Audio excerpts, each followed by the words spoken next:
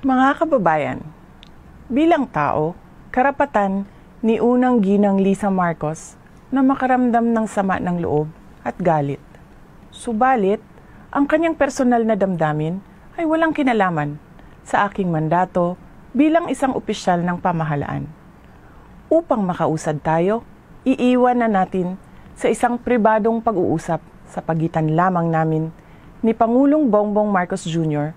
ang mga susunod na hakbang.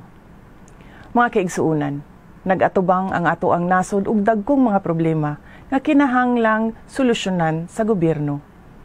Dapat ay nakatutok tayo sa pagtugon sa mga suliraning hinaharap ng ating bansa. Patuloy ang pagtaas ng presyo ng pagkain at iba pang mga bilihin.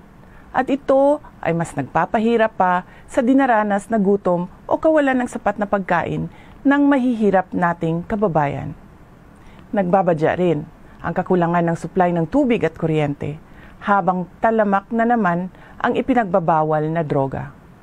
Samantala, hindi pa rin natatapos ang banta ng kriminalidad, terorismo at insurhensiya sa ating bansa. Kini ang mga butang na angay natong hatagan ug pagtagad. Unahin natin ang Pilipinas. Syukran.